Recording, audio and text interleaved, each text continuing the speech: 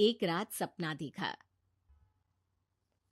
कौशल्या राजपूत, तुमने किए हैं जीवन में अच्छे अच्छे कर्म, इसलिए अब से जब तुम चाहो गायब हो सकती हो, जिसके लिए तुमको सिर्फ चुटकी बजानी होगी और चुटकी बजाते ही तुम गायब।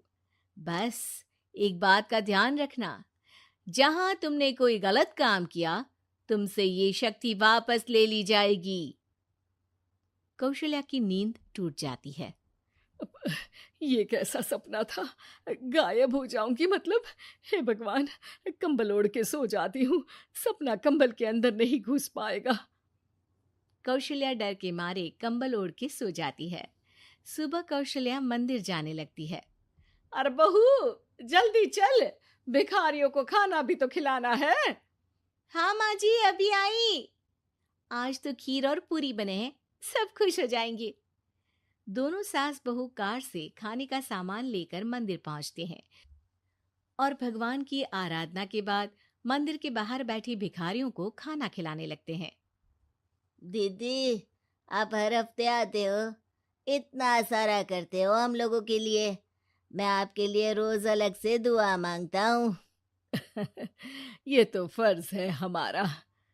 दीदी, थोड़ी पैसों की मदद हो जाती तो अच्छा होता।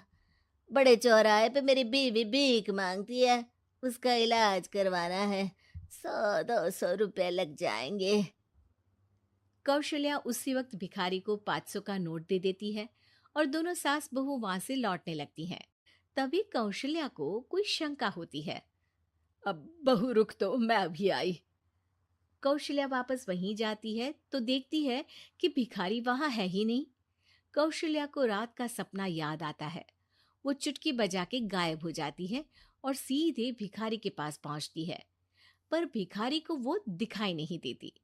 कौशल्या देखती है कि भिखारी उन पैसों से शराब खरीद रहा है और कौशल्या उसे वहीं एक चाटा मारती है। अरे कौन है बे? एक और चाटा पड़ता है। अरे कौन है? कौन है? हिम्मत है तो सामने आओ। भिखारी को झूठ बोलने पर तड़ातड़ चांटे पड़ते हैं। वो वहां से भाग खड़ा होता है। कौशल्या चुटकी बजा के वापस बहू के पास आ जाती है और मन ही मन सोचती है, ऐसे तो मैं कितने गलत काम रोक सकती हूँ, कितनी ताकतवर हूँ मैं, किसी को पता भी नहीं चलेगा। सासू माँ, आप क्या सोच रही हो? अब कुछ नहीं, कुछ भी तो नहीं।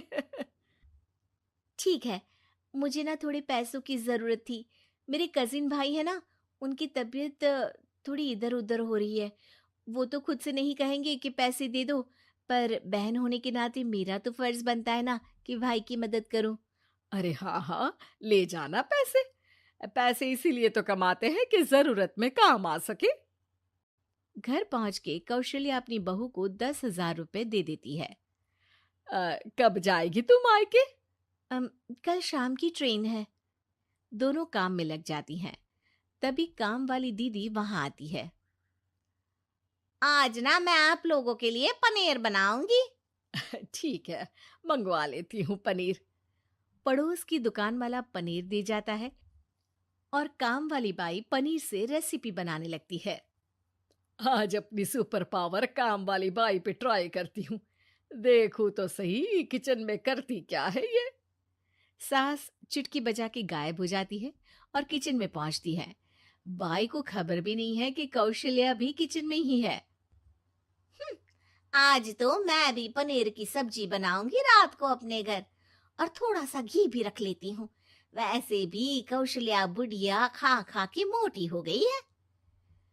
कौशल्या बाई की चोरी पकड़ लेती है और गुस्से में बाई की चोटी ऊपर उठा देती है। बाई को समझ भी नहीं आता कि उसकी चोटी खड़ी कैसे हो गई। वो डर के मारे चीख पड़ती है। बहू भागते हुए किचन में आती है। अरे क्या हुआ? ये तुम्हारी चोटी खड़ी कैसे है? करंट लग गया है क्या? पता नहीं, शायद किचन में ना भूत है। बाई वहां से भाग खड़ी होती है और कौशल्या चुटकी बजा के अपने कमरे में टीवी देखने लगती है। बहू वहां जाती है। माँ जी, किचन में ना भूत है, बाई भाग गई। अरे भागने देना, भूत का तो पता नहीं, किचन में चोर जरूर था, और वो थी अपनी काम वाली। अच्छा हुआ चली गई। बहू को कुछ समझ नहीं आया। उसने किचन में जो देखा उसके सदमे में जो थी वो अभी तक। अगले दिन बहू अपने मायके के लिए निकल जाती है। कहीं भिखारी और काम वाली की तरह बहू भी तो मुझे धोखा नहीं दे रही। अरे कहीं वो पैसे ले जाके शॉपिंग तो नहीं करने वाली ना। अभी पता लगाती हूँ। मुझसे कुछ छिपा है भला। जैसे भगवान सब देख रहा है वैसे ही मैं भी सब देख रही हूँ। सास को अपनी शक्ति पर घमंड आ गया था। वो अब अच्छे काम करने की जगह अपनी शक्ति का इस्तेमाल खुद का शक मिटाने के लिए कर रही थी। वो चुटकी बजाती ही बहू के मायके चली जाती है। भैया, आपने बताया क्यों नहीं कि इतनी तबीयत खराब है? अरे तेरी सास बूढ़ी हो गई है, इतना भला काम करती है, उनकी मदद कौन करता है? यहाँ तो और भी लोग हैं ना। भैया, मेरे पास कुछ पैसे हैं। आप दूसरे डॉक्टर को दिखा दीजिए ना। अरे मुझे लगता है कि मेरा टाइम आ गया है, मुझे जाना होगा। कमरे में भाई की आत्मा को लेने यमदूत आ चुके थे। कौशल्या भले ही किसी को नहीं दिख रही थी, पर यमदूत ने उसे देख लिया।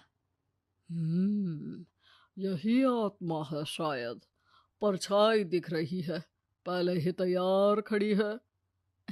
अरे आप कौन हो? यमराज का नाम सुना है? हैं? आप यमराज हो क्या? नहीं, हम उनके यहाँ जॉब करते हैं, आत्मा उठा के ले जाते हैं डिलीवरी वाले। चलो अब तुम्हारा टाइम पूरा हो गया। अरे आप शायद ना वो बिस्तर पर पड़े आदमी की आत्मा को लेने आए हो। मैं तो बस यहाँ देखने आई थी कि मेरी बहू कहीं मुझसे पैसे लेकर शॉपिंग करने तो नहीं चली गई ना। मतलब तुम्हारे पास शक्ति है गायब होने वाली? हाँ।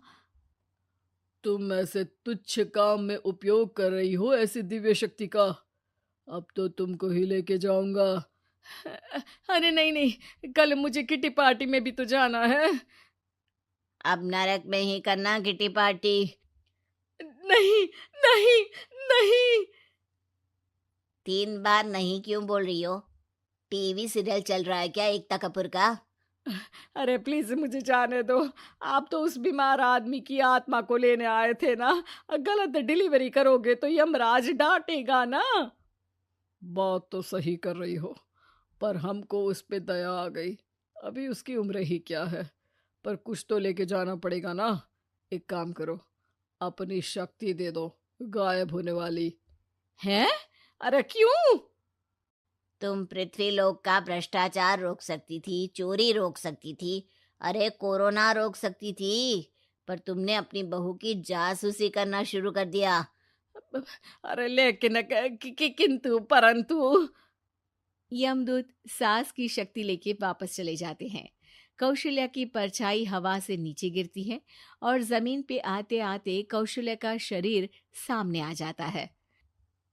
अरे लग गई, कितने ऊपर से फेंका। माँ जी, आप यहाँ ऊपर से कैसे गिरी? अरे समदन जी, आप अचानक कमरे में। सब घबरा जाते हैं। सास बहू को सारी बात बता देती है। ये लो आपके 10,000 रुपये। आपको मुझ पे इतना भी भरोसा नहीं है? अरे बहन, मुझे दर्द नहीं हो रहा है, अब अचानक से सब अच्छा होने लगा है। अरे तो फिर बिस्तर से उठ जाओ और मुझे लेटने दो। गिरी हूं ऊपर से तो पूरा बदन दुख रहा है। भाई को तो यमदूत ठीक करके जाते हैं, पर कौशल्या देवी दर्द के मारे बिस्तर पर आ जाती हैं।